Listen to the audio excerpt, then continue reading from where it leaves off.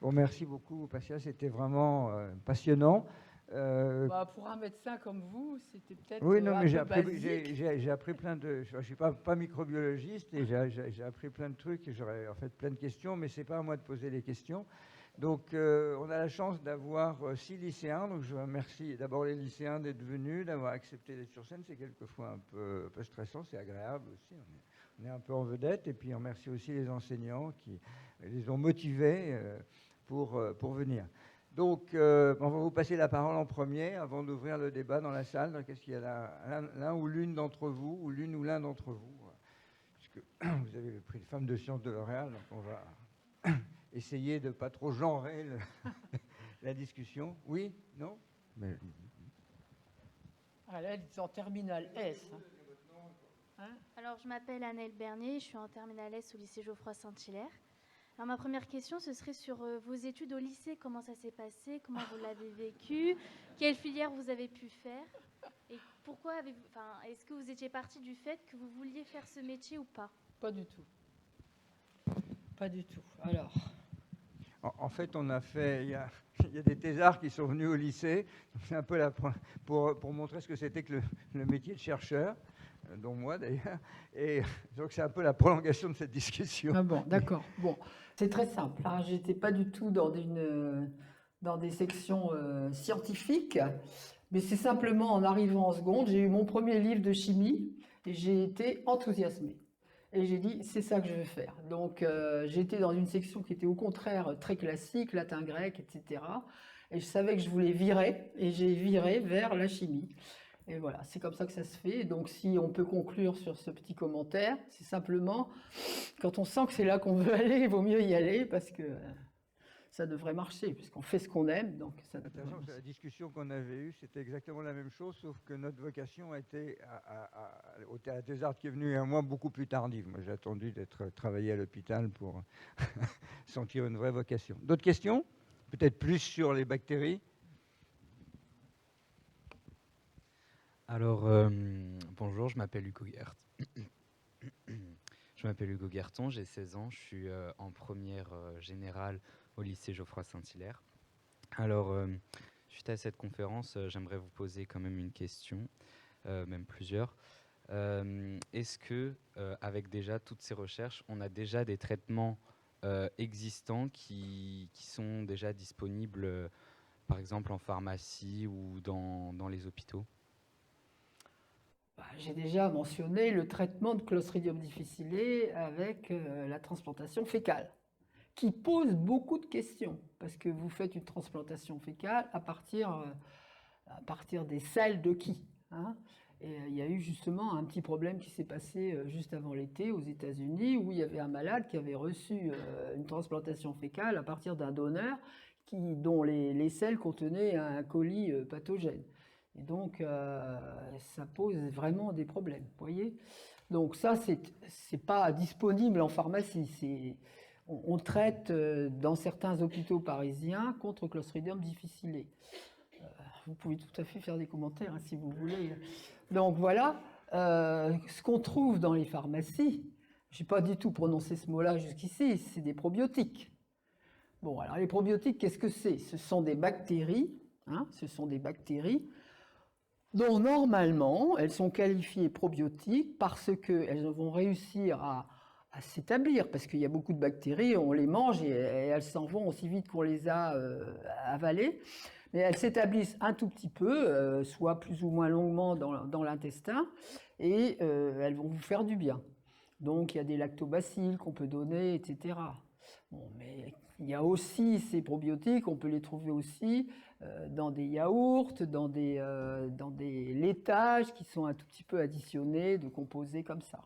Donc la notion de probiotique, c'est une notion qui a du succès, on a un peu moins, etc. Parce que il y a des probiotiques qui ont eu gros succès, et puis là maintenant on s'aperçoit que des gens ont pris des probiotiques, par exemple après un traitement aux antibiotiques.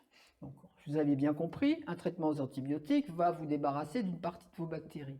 Et si à ce moment-là vous donnez un probiotique, ils risquent de se multiplier à la place des bactéries qu'il faudrait qu'ils se remultiplient. Donc, ce n'est pas toujours bon de prendre des probiotiques.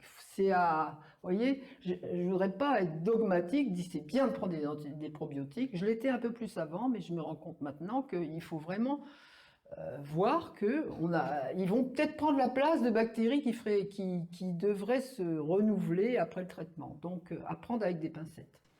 Peut-être pour être un peu polémique, vous n'avez pas un peu l'impression qu'il y a eu comment dirais-je, beaucoup de publicité autour des probiotiques par l'industrie agroalimentaire qui voulait vendre leurs yaourts, leurs crèmes, leurs machins. Oui, mais il ne faut pas non plus dire que c'est pas bon, parce qu'on commence à savoir qu'il y a des bactéries qui sont quand même un peu plus bénéfiques que d'autres. Hein.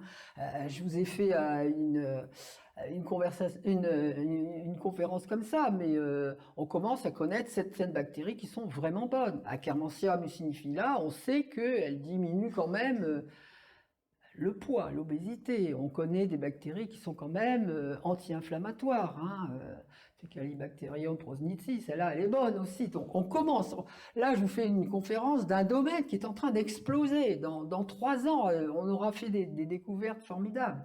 C'est vraiment une période assez extraordinaire en microbiologie. Hein. Si vous ne savez pas quoi faire, je peux vous le dire, il y a du travail. On cherche des chercheurs. J'ai une question pour vous. D'abord, je m'appelle Samir Berada, je suis en terminale S, Geoffroy Saint-Hilaire. Ma question, c'est sur les microbiotes. Vous avez dit que les microbiotes dépendaient des individus, mais aussi, j'imagine que ça dépend aussi de ses parents. Ah, c'est une bonne question, ça. Quelle est la part de la génétique dans tout ça, hein? Eh bien, écoutez, il y a des gens qui ont essayé d'analyser tout ça et se sont rendus compte, puisqu'il y a des gens qui ont fait par exemple des études avec des cohortes de jumeaux, hein, eh bien, on s'aperçoit que le facteur le plus important, c'est l'environnement. Quand je parle d'environnement, je veux dire l'alimentation, le mode de vie, etc., beaucoup plus que la génétique. Ça, à mon avis, c'est quelque chose qu'il faut avoir bien à l'esprit. Donc, vous avez hérité de vos parents, même s'ils avaient mal au ventre ou qu'ils avaient ceci et qu'ils avaient cela, sachez que vous pouvez faire vraiment quelque chose pour votre microbiote, ça c'est sûr. Okay. C'était le sens de votre question, hein? C'était le sens de votre question, Samir? C'était le sens de votre question? Ouais. Bonjour, je m'appelle Maëlys Bott, je suis élève en première générale au lycée Geoffroy Saint-Hilaire. Je voudrais savoir, à part la conférence sur les bactéries, est-ce que vous travaillez sur un autre projet ou vous donnez d'autres conférences? C'est pas un métier, conférence. Non, mais je vais vous dire, ce que je fais, bon, d'abord, au point de vue recherche, sur cette bactérie Listeria, d'accord?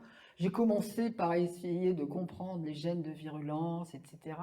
Et puis après, j'ai essayé de comprendre comment ça se passe à l'intérieur de la cellule qui voit arriver une Listeria. Donc, non seulement j'ai fait de la bactériologie, mais j'ai fait aussi de la biologie cellulaire. Puis après, on a séquencé le génome de la Listeria. Donc, après, on a essayé de comprendre la Listeria elle-même, comment elle exprime son génome, ses ARN, etc. Et de fil en aiguille, on a fait de la régulation, on a fait des tas de choses. Et figurez-vous que là, maintenant, par le plus grand des hasards, on s'est aperçu que Listeria, elle crache ce qu'on appelle une bactériocine. Une bactériocine, c'est une toxine qui vise les bactéries. Donc la Listeria, c'est un papier qu'on a sous presse, on sait que la Listeria, quand elle arrive dans l'intestin, elle crache une toxine qui est capable d'aller sur une bactérie qu'on a identifiée qui s'appelle Prevotella copri. Donc c'est la grande guerre des bactéries qui se passe à l'intérieur de l'intestin. On a déposé un brevet. Juste peut-être, virulence, c'est la capacité d'induire des maladies, disons, d'être pathogène. Non, mais un autre projet. Bon, je fais des conférences grand public. Je suis secrétaire perpétuelle à l'Académie des sciences. Je suis grand-mère. J'adore jardiner. Les scientifiques sortent de leur bulle un peu de temps en temps. Non, mais je ne fais pas de la botanique céleste ou de la physique nucléaire. Hein, c'est quand même bien focalisé. Et je vais vous dire, d'avoir choisi une bactérie, avoir mis 6 mois à la choisir, avoir choisi un bon modèle, hein, après avoir réfléchi, d'essayer d'anticiper, je regrette rien. Parce que j'ai pas sauté sur tout ce qui sautait et ce qui bougeait. J'ai tracé mon chemin en disant, bon, j'essaie de prendre les dernières technologies pour approcher les questions fondamentales. Les détails, bon, je les ai laissés aux autres. Je m'appelle Juliette. Vous aviez parlé de l'alimentation qui pouvait guérir l'obésité. Et j'ai vu aussi que ça parlait de la dépression. Attends, allez, attends. Il faut moduler. Hein. Oui, qui pouvait améliorer. Dire qu'il faut, oui. Oui. Et j'ai vu aussi donc, que ça pouvait peut-être améliorer la dépression sur. J'ai une des dit images. aussi que dans les études qui sont en cours, il y a des gens qui s'intéressent à la façon dont le microbiote affecte des états neurologiques, etc. Ça fait partie de la limite des connaissances à l'heure actuelle. On commence à toucher à ça. Quand on sait que le microbiote stimule vos cellules de faire, par exemple, comme on a dit, de la sérotonine, on va essayer de stimuler plus ou moins. Et puis on saura qu'il faut stimuler aussi autre chose, vous voyez. Mais on est au balbutiement dans cette discipline. Donc ne me faites pas dire ce que je n'ai pas dit. Hein. Alors, deuxième question qui m'est venue en écoutant votre conférence. Alors, justement, je vais un peu reprendre ce qu'a dit Juliette par rapport aux interactions entre les bactéries qu'on a dans l'intestin qui vont avoir des effets sur notre cerveau. Par exemple, sur tout ce qui est maladie neurologique, donc tout ce qui est l'autisme, vous en avez parlé, de la dépression ou même épilepsie. Est-ce que un jour c'est envisageable dans cette piste de potentiellement pouvoir guérir ces maladies sur le long terme? C'est ce que je venais de dire. Hein. C'est ce que je venais de dire. C'est une discipline qui commence juste à émerger. Donc, ne me faites pas dire ce que j'ai pas dit. Hein, n'allez pas dire après, Pascal Cossard a dit que, etc. Mais quand même, il y a des pistes. Donc, je trouve que c'est hyper intéressant d'aller étudier ça. Alors, étudier ça comment? Parce que si vous voulez, il y a des choses qu'on peut faire avec des souris. Les souris sont à l'heure actuelle le modèle de laboratoire pour des mammifères. Hein. Mais quand on commence à arriver au comportement, etc., ça commence à être un tout petit peu compliqué d'extrapoler ce qu'on a vu sur les souris chez l'homme. Vous êtes d'accord? Donc, et puis ça pose beaucoup de problèmes éthiques, ça pose beaucoup de choses, quoi. Hein, on est à la limite des choses qu'on peut faire et pas faire. Et même avec les animaux, hein, on peut dire. Hein, le bien-être animal est quelque chose qui est quand même beaucoup discuté à l'heure actuelle dans les laboratoires. Voilà. Mais juste pour poursuivre, vous avez montré pour Clostridium difficile qu'on faisait des transplantations, c'est-à-dire en gros on amène une bactérie. D'ailleurs, je comprends pourquoi on ne peut pas amener la bactérie toute seule, qu'on a besoin d'une flore fécale, parce qu'on a besoin d'une flore complexe. On n'amène pas une bactérie, on amène une flore complexe. C'est une flore, c'est un ensemble. Oui. Et donc je voulais savoir, c'est comment on peut imaginer. Imaginons qu'on trouve une relation entre certaines bactéries ou certaines associations de bactéries et l'autisme, par exemple. On pourrait imaginer de prévenir, mais comment on va faire en dehors de la transplantation fécale pour changer de façon durable c'est tout ce qui est étudié à l'heure actuelle. Ça, on ne sait pas pour le moment, on n'a pas de... C'est bien, c'est pour les jeunes chercheurs qu'il reste encore beaucoup de choses. Je vous propose qu'on passe à la salle, puis on reviendra à vous après. D'accord, préparez d'autres questions. Est-ce qu'il y a des questions? Oui. J'aurais été surpris. Vous pouvez lui passer le micro.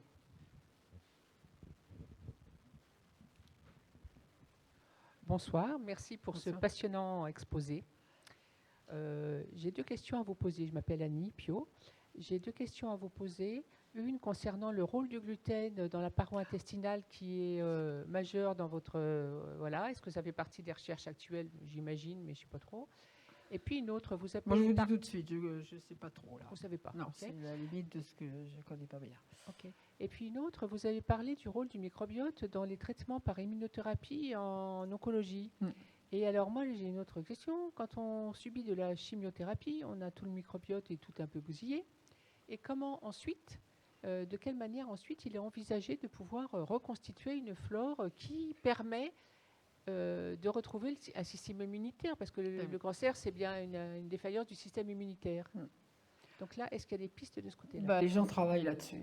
Les gens travaillent énormément là-dessus. Ça, c'est clair. Mais je voulais le signaler parce que je trouve que c'est très important de se rendre compte que ce microbiote, il affecte beaucoup de choses.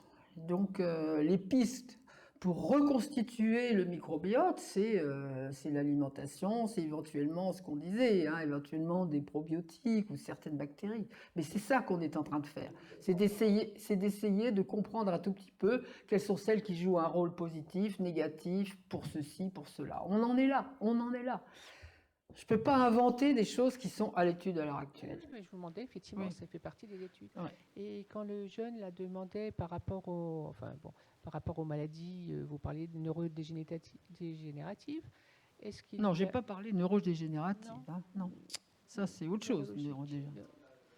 J'ai plutôt, oui, j'ai Alors, plutôt dépression, pas. autisme, est-ce qu'il y a aussi bipolarité, schizophrénie Non, mais derrière? tout ça, je ne veux pas aller au-delà de ce que j'ai dit parce que je crois qu'on est vraiment à la limite. Et en plus, je vous dis, pour le moment, ça a été fait dans des modèles animaux, hein, donc il faut faire attention. Hein. D'accord. Merci. D'ailleurs, là, il y a des gens qui se posent la question, est-ce qu'il ne faut pas commencer à travailler un peu plus avec des primates? Mais des primates, vous vous rendez compte, amener des singes, etc. Enfin, ça pose beaucoup de choses. Nous, je sais que, par exemple, ce que je disais tout à l'heure sur une découverte récente qu'on a faite sur Prévoté lacoprie, en fait, l'hystéria est une bactérie qui infecte les hommes et les animaux. On était sur la piste par rapport à un microbiote de souris, mais on a voulu regarder ce qui se passait chez l'homme. On n'a pas été donné des listeria chez l'homme, mais on reconstitue des espèces d'intestins in vitro, si vous voulez, où on a toute la flore de l'intestin humain, et on essaie de voir ce qui se passe, par exemple. Vous voyez, on essaie d'avoir des outils qui miment ce qui se passe. Merci. En fait, la grande question à l'heure actuelle, c'est vraiment d'attribuer un rôle aux 1000 espèces de bactéries qu'on a là. Et non seulement on a 1000 espèces, mais dans les espèces, on peut avoir des variations sur le même thème. Donc il y a tout un univers là qui est énorme.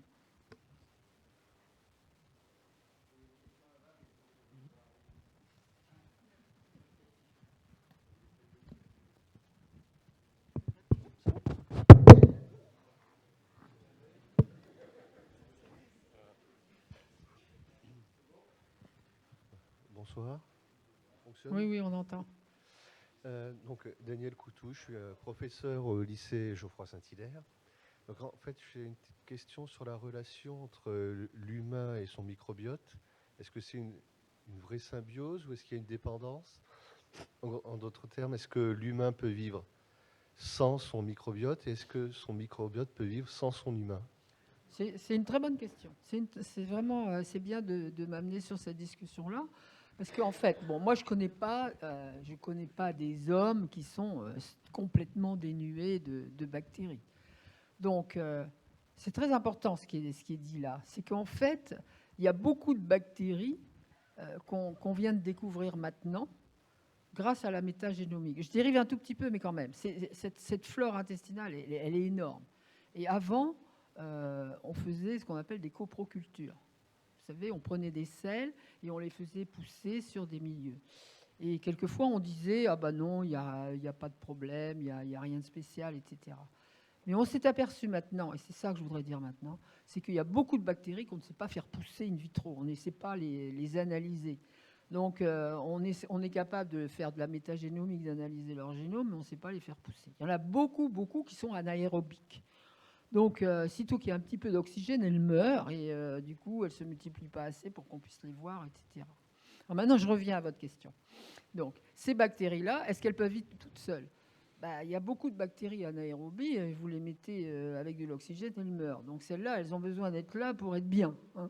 Mais il y en a qu'on peut cultiver tout à fait bien. Alors, il y en a qui sont peut-être plus dépendants de tout ce qui se passe dans l'intestin et d'autres qui le sont moins. Je crois qu'on a toutes les variations sur le même thème. Toutes les variations sur le même thème. Ça répond moyen, mais ce n'est pas de la vraie symbiose. C'est pas de la vraie symbiose. C'est plutôt dire... Avant, on disait des bactéries commensales, mais elles ne sont pas vraiment commensales parce qu'elles exploitent un tout petit peu le milieu. Là, elles sont là bien. D'ailleurs, il y en a beaucoup qui vont jusqu'au côlon parce que jusque-là, elles n'étaient pas assez bien. Donc, elles s'établissent là. Est-ce qu'il y a d'autres questions? Oui. Nolwenn, pareil, on va essayer de faire circuler le micro. Peut-être cette fois-ci, il sera mieux qu'il ne tombe pas.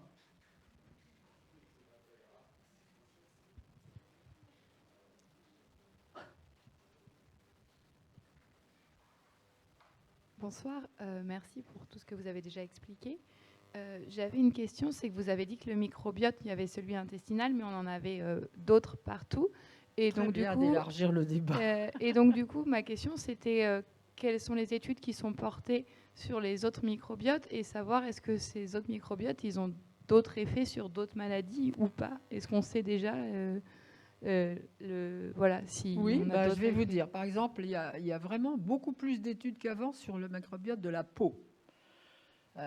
Donc, je ne vais pas vous dire vous l'avez pas, mais il faut bien se réaliser qu'on a sur la peau un certain nombre de bactéries qui nous protègent quand même.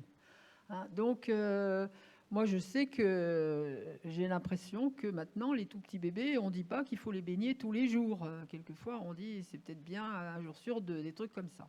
Donc, il faut se réaliser qu'on a quand même des bactéries qui nous protègent ou qui stimulent le système de la peau pour nous protéger.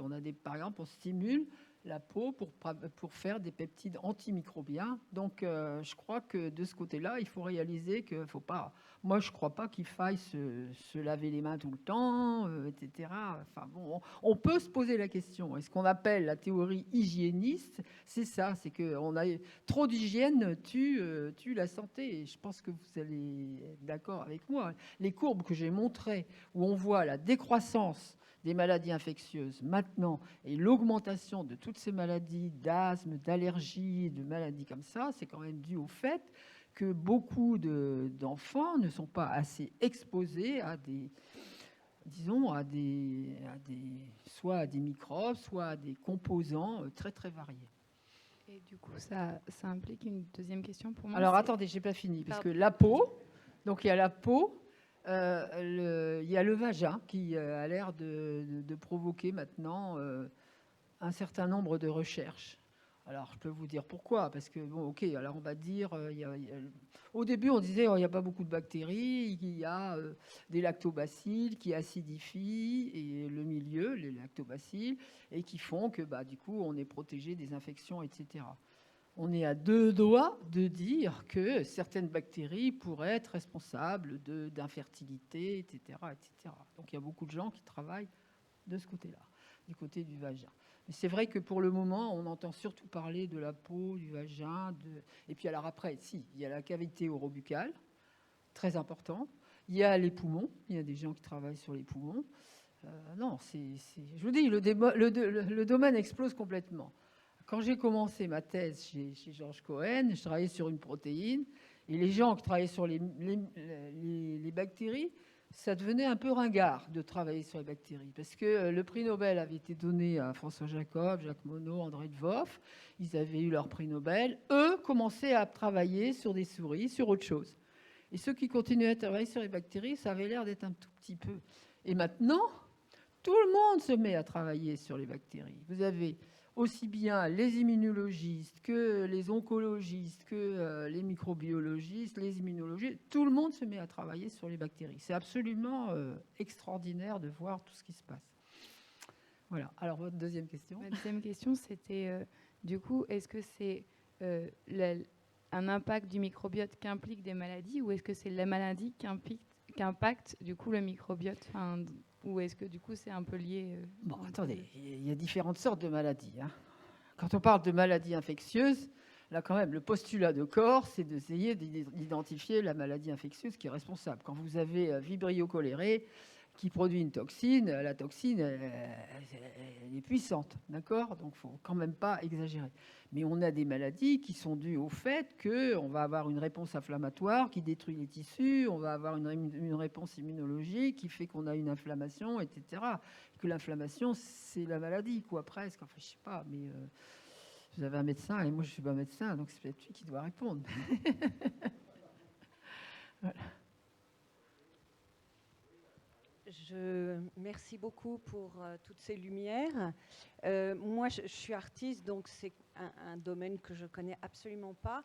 Oui, mais au maintenant, vous niveau- connaissez. Oui, un peu. Mais au niveau philosophique, je trouve que c'est extraordinaire parce qu'on voit que la spécificité de l'homme, en fait, on n'a plus rien d'humain. On est colonisé par 1 milliard d'animaux. Oui, on est un super organisme. Voilà. Hmm. Et Vous dites ce qui a été écrit dans les modifie- revues, oui, voilà, oui. ça modifie quand même beaucoup, je trouve, la compréhension Du monde vivant. Voilà. Mais c'est vrai aussi pour les autres animaux. Hein. Oui. Par exemple, Mais on vous est un avez... animal, Oui, on mais est ça, d'accord. je regrette de ne pas l'avoir assez dit. Il y a des microbiotes aussi ailleurs dans l'environnement. Par exemple, dans l'océan, c'est un microbiote extraordinaire. Sur les racines des plantes, vous avez des bactéries qui font du bien à la plante, qui l'aident à pomper des choses, qui protègent les racines contre les pathogènes, etc. Donc, en fait, tous les organismes vivants vivent en communauté avec autre chose. Même le moustique qui vous pique, il a un intestin où il y a des bactéries. Et on sait que ce moustique, s'il a certaines bactéries, il va être porteur ou pas porteur d'agents pathogènes, etc. On le sait. Et on l'exploite maintenant, puisqu'on met des Wolbachia maintenant dans des moustiques pour que ces moustiques ne véhiculent pas, par exemple, la dengue, etc. Donc, oui, vous avez raison. Et il y a un scientifique du muséum qui a publié un article qui s'appelle « Jamais seul ». On n'est plus seul, là, c'est fini. Hein, vous êtes... Merci. Bonsoir, merci pour l'exposé très, très pédagogique et passionnant. Je voulais savoir, il y a déjà des milliers de sortes de bactéries qu'on connaissait, mais là, vous me dites qu'avec la métagénomique, on en a découvert encore d'autres. Oui. C'est de quel ordre, combien on en a découvert par rapport à ce qu'on connaissait déjà Alors là, c'est difficile de chiffrer parce que on mais arrive. je veux dire, ça a multiplié par 2, par 10 Ah oui, non, moi je dirais plutôt entre 10 et 100. Ah oui. Ah non, mais c'est incroyable. Là. C'est la révolution. J'ai utilisé le mot révolution, mais c'est une vraie révolution.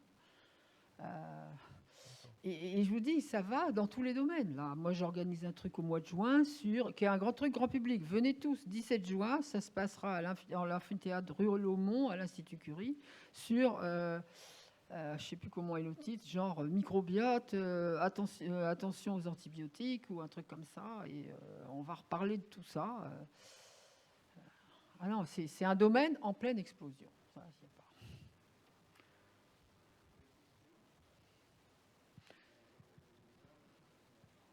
D'ailleurs, je me demande s'il n'y a pas, parce que là maintenant j'ai la date en tête, je crois que c'est sur Arte le 14 octobre, il va y avoir un truc sur le microbiote, j'ai vu le film au mois de juin, là, il est extraordinaire. Essayez de le voir, il est vraiment très très bien. Vous allez réentendre beaucoup de choses que j'ai dites, mais ce sont les vrais spécialistes de certains domaines qui parlent et c'est vraiment très très bien. Vous verrez Martin Blazer que je vous ai montré, vous verrez d'autres gens. Oui. Donc, Philippe Paillard, retraité. C'est pas une profession. Presque. Merci madame pour votre exposé brillant. Ma question ne concerne pas un aspect technique de votre science, mais au point de vue de la population ou de la communauté scientifique qui travaille sur le sujet.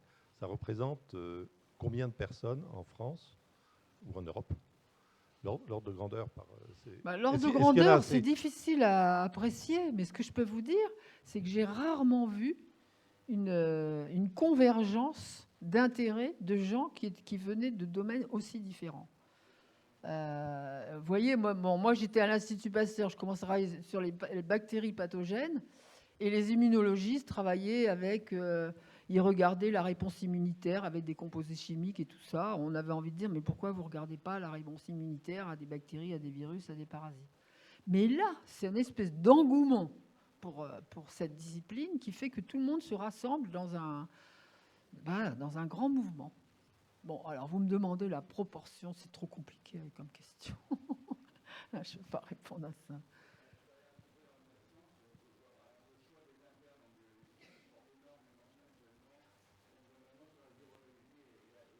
Et la bactériologie?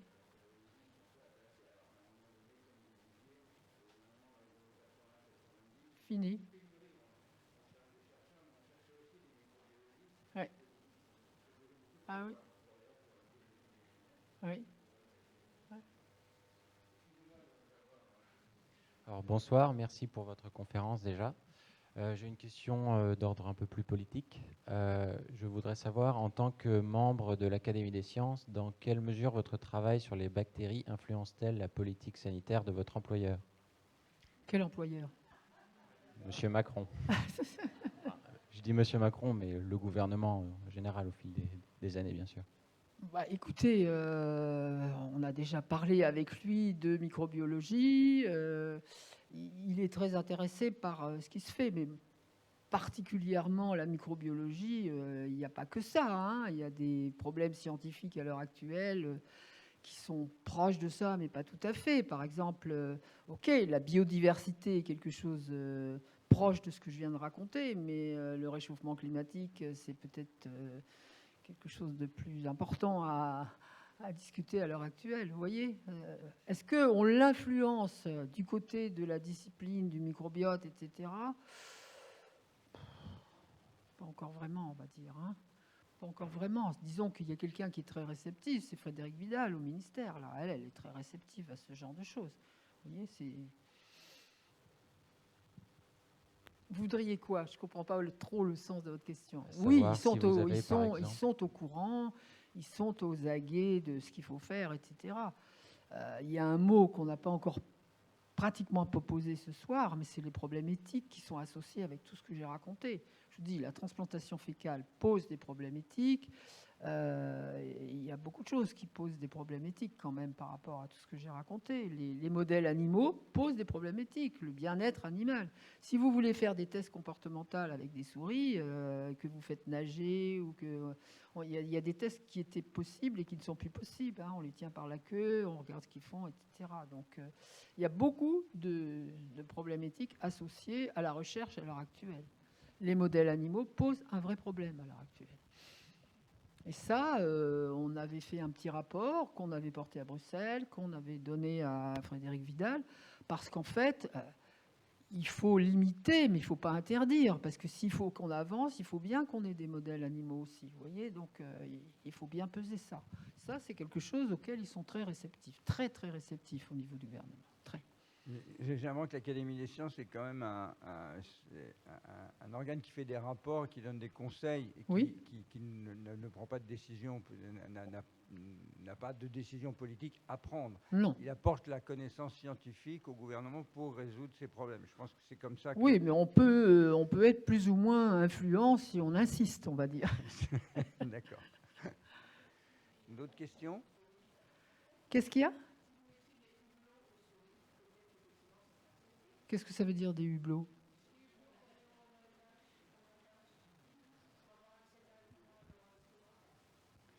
Oui, vous savez, les vaches qui ont des hublots et auxquels on peut avoir accès directement. Bon, je pense qu'il y a des gens qui doivent y avoir pensé, hein? Non? C'est-à-dire qu'on a hublot et on va chercher la flore, etc. Je crois qu'on les nourrit, oui. Je ne sais pas exactement, mais en effet, on a mis un accès qui est un accès visuel à l'intestin, enfin, aux intestins, puisqu'ils en ont beaucoup. Oui, mais pour mettre des hublots sur des vaches, c'est pas pareil que pour mettre des hublots sur des souris. Hein.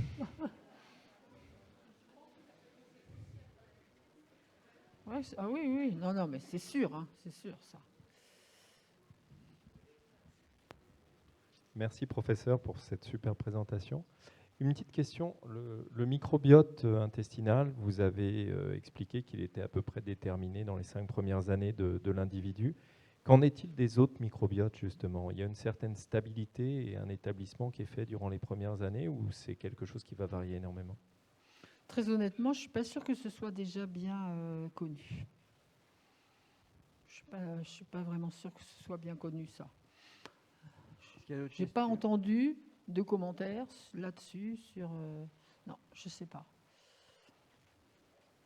Non, il y a une chose qui est importante qu'on n'a pas encore discutée, c'est, je vous ai dit, quand vous prenez des antibiotiques pour quelque chose qui est dans votre gorge, vous allez tuer. Bon, après, on a une sorte de résilience. Hein, Et je vous ai parlé de destruction définitive pour des enfants qui avaient été soumis à des prises répétées d'antibiotiques. Mais on a quand même une sorte de résilience. Si vous prenez des antibiotiques pendant 8 jours, vous allez détruire une partie de votre flore, mais il y en a un tout petit peu qui reste de chaque espèce et qui vont se remettre. Donc, c'est cet équilibre-là auquel il faut faire très, très attention, quoi. Plus généralement, en tant que chercheur, quelle démarche on doit suivre pour exposer sa thèse quand on veut chercher à savoir les effets d'une bactérie Attendez, répétez votre question. En tant que chercheur, oui. Quelle démarche on doit suivre pour pouvoir présenter ces résultats et comment on réussit à avoir les subventions Alors, je vous explique. En gros, d'accord, vous finissez votre bac, ok, vous avez passé votre bac, vous choisissez une certaine voie qui va vous amener à un diplôme. Soit vous passez par l'université, vous aurez un diplôme universitaire, par une grande école. Bon, pour la biologie, il y a des grandes écoles qui sont de plus en plus primées. Par exemple, l'agro est quelque chose où on apprend beaucoup de biologie, Normal Sup, etc. Bon, moi, je pense que tous les chemins mènent à Rome. D'accord ? Bon. Vous rentrez dans un laboratoire pour commencer à faire de la recherche, parce que pendant vos études, vous vous êtes aperçu que vous aimeriez bien, vous aussi, trouver des trucs, vous aimeriez bien vous poser des questions. Donc, vous allez rentrer dans un laboratoire que vous aurez choisi parce que vos profs vous auront aidé à trouver un laboratoire. Donc, vous rentrez dans un laboratoire et là, vous allez avoir un patron qui va vous aider dans vos recherches. Il va vous dire, je vous donne tel sujet parce que je pense qu'en 3 ans de temps, vous allez réussir à avoir des résultats. Et puis un jour, il va vous dire, tiens, tu vas présenter ça à tel congrès, tu vas présenter. Donc, vous commencez à raconter vos résultats. Puis là, vous passez votre thèse. Et là arrive la période où vous vous dites, est-ce que je continue dans la recherche ou je ne continue pas? Donc, en général, on dit, il faut changer de laboratoire pour montrer que vous avez pu obtenir des résultats dans un premier laboratoire et puis en obtenir dans un deuxième. Mais là, vous pensez à votre avenir parce que vous avez fait un certain type de travail, mais après, vous voulez en faire peut-être un autre qui va vous emmener vers des sujets qui vous plaisent. D'accord ? Vous choisissez un très bon laboratoire. Et là encore, on va vous dire, allez vous promener dans tel meeting, allez raconter vos résultats et tout ça. Donc vous avez des gens qui vous entourent. Ça répond à votre question ? J'ai encore une question sur les microbiotes. Durant vos diapos, vous avez montré qu'il y avait différents microbiotes, que ce soit dans l'intestin, au niveau de la peau. On le sait parce qu'on a fait de la métagénomique sur toutes ces choses-là. Et aussi au niveau de l'appareil génital. Mais je voudrais savoir, puisqu'ils nous donnent certains avantages, à la fois pour nous protéger contre certaines bactéries, mais est-ce qu'elles peuvent, dans certains cas, nous faire du mal ? Elles peuvent, dans certains cas, vous faire du mal. C'est-à-dire qu'on a des bactéries qui sont dans votre intestin et qui, sous l'influence de quelque chose, peuvent se mettre à proliférer. Je reviens sur ma bactérie Clostridium difficile. Clostridium difficile, il est dans votre intestin, il ne fait rien. Mais si vous avez donné des antibiotiques, il est tout seul, il se met à proliférer et à produire des toxines, etc., etc. Donc vous voyez, il y a ce qu'on appelle des bactéries qui sont des opportunistes. Si le terrain est bon, boum, ils vont en profiter. Même à la limite, l'hystéria, c'est ça. C'est une bactérie qui n'est pas très méchante, mais elle en profite quand le système immunitaire n'est pas très fort, etc. Ça répond? Ça va? Alors, encore une petite question. Vous avez parlé de révolution, et à juste titre, je pense, parce que vu tout ce que vous nous avez présenté, c'est quand même assez incroyable. Une révolution, ça veut dire qu'on change de paradigme. Hein. Je peux vous dire qu'il y a 15 ans, on n'aurait pas pensé qu'on séquençait la flore intestinale des gens, etc. Ça, je peux vous dire que là. Et je n'ai pas insisté assez sur le rôle de l'informatique dans tout ça. On n'aurait pas une informatique puissante, mais ça, c'est révolutionnaire. Hein. Ok. Vous avez parlé d'une bactérie, l'Helicobacter pylori, qui était en partie responsable des cancers et des ulcères de l'estomac. Oui. J'en viens à la question que, comme elle s'installe dans les milieux acides, est-ce que, en étudiant les milieux acides et quel type de bactéries vont se loger dans les milieux acides, on pourrait éventuellement essayer d'aborder le sujet de guérir le cancer? Ah, alors attendez, oui. Moi, j'ai envie de vous dire autre chose. Cette bactérie, elle est sensible aux antibiotiques et on guérit le cancer en traitant par des antibiotiques. Enfin, on ne guérit pas, on empêche que ça arrive. Vous voyez? Mais en fait, avant qu'on ne sache que les ulcères de l'estomac étaient dus à une bactérie, on basifiait, on traitait avec des composants qui changeaient le pH, qui changeaient l'acidité de l'estomac. Mais voilà.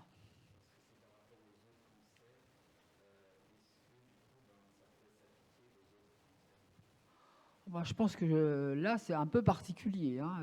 Cancer qui est dû à Helicobacter pylori, cette bactérie qui est capable justement de vivre dans un milieu aussi acide. Je ne pense pas qu'on puisse extrapoler tout. Non. Alors moi, j'avais une dernière question, mais qui est plus générale. C'est comment est-ce qu'on peut arriver à être professeur à l'Institut Pasteur de Paris ou à de plus grandes écoles et de pouvoir réussir à faire de plus en plus de recherches et de pouvoir être récompensé pour ces recherches? Alors, deux choses. Il faut travailler beaucoup. Beaucoup. Et il faut être en bonne santé. Donc, si vous avez ça, ça a l'air d'être ça. À mon avis, je suis assez optimiste sur votre futur. Vous êtes en bonne santé, vous allez en bonne santé et vous devez travailler beaucoup. Donc, voilà. Non, il faut vraiment travailler beaucoup. Il faut réfléchir beaucoup, il faut travailler beaucoup. Et puis, essayer d'équilibrer un peu tous les côtés, quoi. Voilà.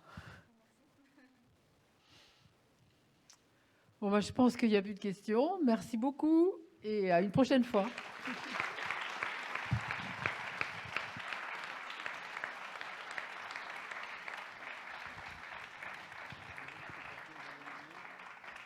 Bien, merci infiniment. C'était vraiment passionnant. Je connaissais un petit peu des choses sur le microbiote, et en particulier, j'avais été un peu au courant du programme de recherche assez gigantesque qui a été fait pour le séquençage de la flore intestinale, qui, je crois, était 100 fois la taille du génome humain, autant que je me souvienne bien. Le nombre de gènes était de l'ordre de 100 fois. Et donc, c'était vraiment une tâche assez dantesque. Je vous remercie aussi d'avoir été très pédagogique sur un sujet compliqué. Malgré tout, ça a beau être des petites bêtes, elles sont en fait vraiment compliquées. Donc, je voulais vous remercier infiniment. Vous auriez pu appeler ça le voyage merveilleux, parce que je pensais à l'hystéria au pays des merveilles, mais... j'ai pas pu résister, je pensais qu'on a dû vous la faire souvent. Non, mais peut-être que je l'utiliserai en vous citant. L'hystérie au pays des... C'est très joli. Ok, donc, comme j'ai souvent l'habitude de dire, quand on est parti de zéro, qu'on est arrivé à rien, on a de merci à dire à personne. Et c'est Pierre Dac qui disait ça. Et donc, moi, j'ai en fait énormément de merci, en dehors de merci à Pascal d'être venu jusqu'ici, d'avoir répondu gentiment, de façon didactique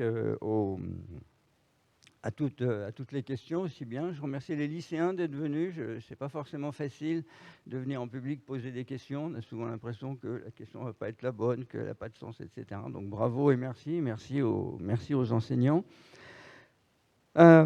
Donc, je veux remercier un certain nombre de gens qui rendent ces conférences possibles.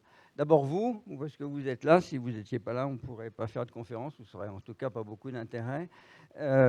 Merci de venir et de revenir régulièrement, puisque la salle est en général remplie à peu près comme elle est aujourd'hui. Et c'est vraiment, ça nous fait un plaisir infini de voir que ce qu'on fait, il y a des gens qui se déplacent de loin, c'est pas prennent l'habitude des banlieusards de prendre le train, etc., de rentrer tard le soir.